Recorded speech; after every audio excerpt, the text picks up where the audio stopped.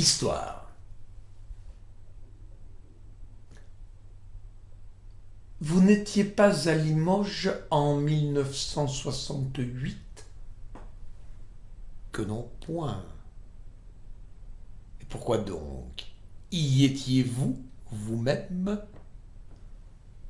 Non, moi non plus. C'est que il doit s'agir de deux autres personnes.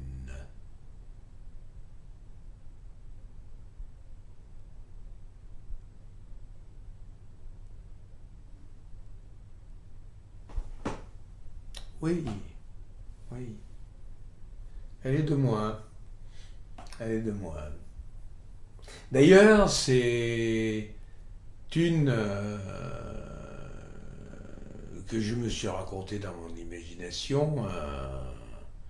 C'était pour la première fois, ça m'est venu peut-être rapport à d'autres histoires, tout ça c'est une architecture, mais ça m'a fait rire.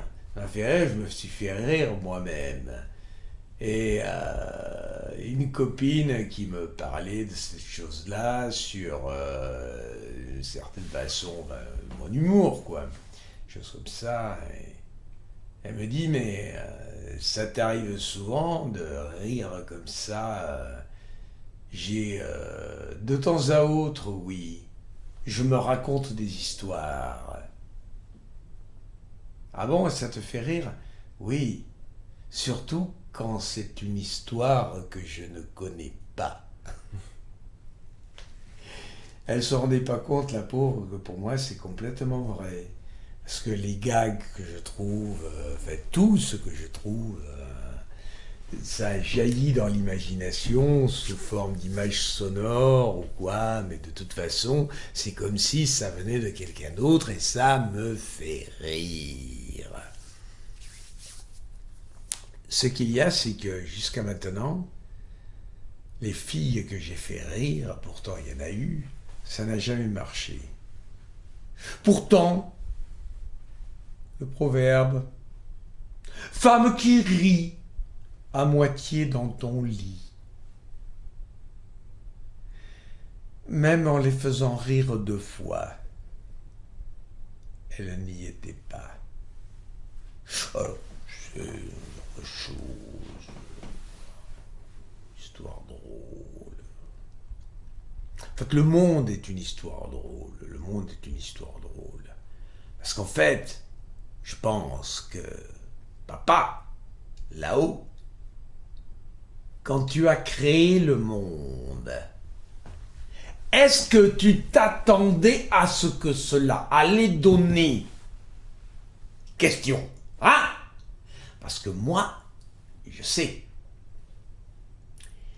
J'ai étudié ce que tu as dit. Et je me suis bien rendu compte qu'il était sous-entendu souvent et dit parfois que, au départ, tu n'étais pas le grand Dieu que tu es maintenant. Ah, moi j'ai un doute. Cette énergie originelle, cette éternité qui se serait concentrée en un point. L'éternité se refermant sur lui-même, sur elle-même, pour enfanter le temps.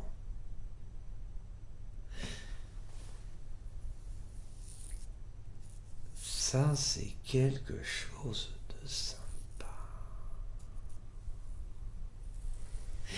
Or donc, inventer le temps, cette éternité qui se referme sur elle-même, ne pouvant qu'engendrer le temps, engendre aussi l'espace, l'espace-temps. Et qu'est-ce qui se trouve dans cet espace-temps? Les germes de ta pensée. Mais les germes de la pensée. Et le monde s'est créé petit à petit, a évolué. Les animaux et puis l'homme.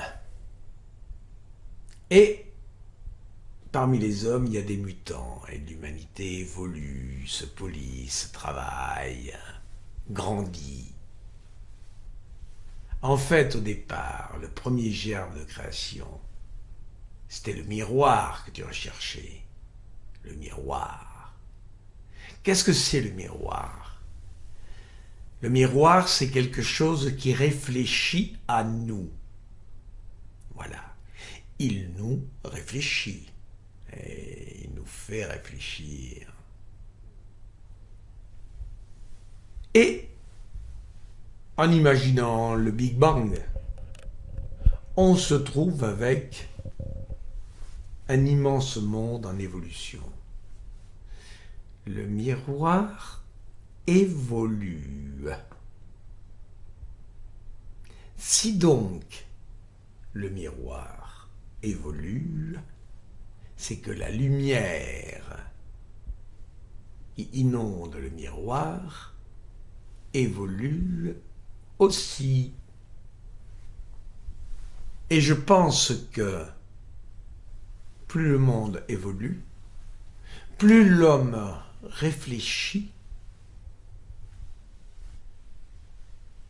plus le monde grandit. Et là, on se rend compte de l'immensité de la lumière originelle. Et ce qu'elle est devenue. Alors voilà, je pense que d'une certaine manière, tous les deux, on travaille ensemble. Puisque je suis conscient, comme Simon me le faisait remarquer, il me dit, tu as demandé à papa. Ah oui, j'ai demandé à papa, je sais. Et il me dit, je ne sais plus ce que tu m'as dit exactement, mais je t'ai répondu que je demandais tout le temps à papa. Chaque instant. Chaque instant, c'est un miracle. Maître Corbeau, je vous avais juste demandé une blague à l'origine. Oh. Je l'ai dite, hein? Je crois. Ah. Fort bien, fort bien, fort bien. Coupez. Coupez.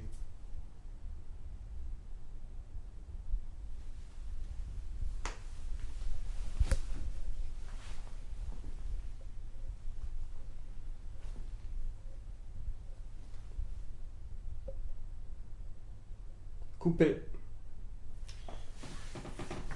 Écho. Ouais, tu sais, pas en vouloir. Hein. Parce que quand j'ai un texte à dire, ça va. L'improvisation, ça peut générer des tas de choses, quoi. D'ailleurs, l'improvisation, ça serait comme casser le vide.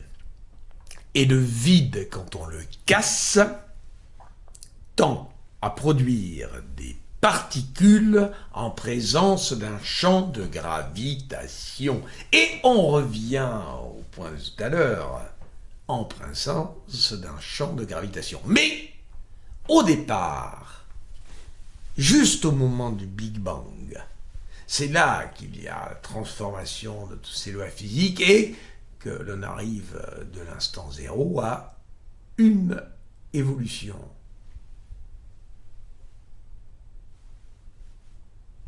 De quoi je parlais juste avant, là, de revenir sur le... Non, on avait coupé. Non, mais tout à l'heure, je parlais de quelque chose... Tu m'avais de la surprise, là. Finalement, j'étais... le temps, le miroir, l'évolution, le monde... Ah oui, c'est qu'en fait, j'avais... c'est la première fois que j'imagine ça, enfin aujourd'hui, là. Enfin, l'éternité se replier sur elle-même pour engendrer le temps.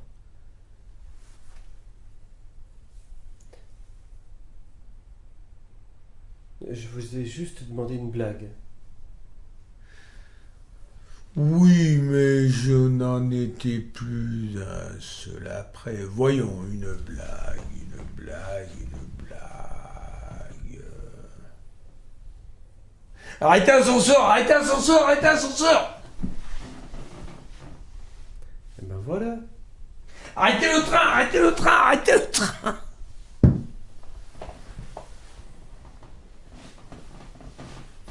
Arrêtez préfectoral, arrêtez préfectoral. Ça, c'est de Michel Vivou, un Toulousain que j'ai vu passer à Mont-de-Marsan il y a quelques décennies. Et il était très drôle, j'aimais beaucoup. Il a fait deux spectacles à Mont-de-Marsan, et très bien. Puis moi, j'étais bien placé, c'est moi qui faisais la sonorisation du spectacle. Coupé. Arrêta, Franklin, arrêta, Franklin, arrêta, Franklin. Ben oui, c'est pour ça qu'elle devait se marier avec Sean Connery et ça n'a pas été possible. Arrête ta connerie.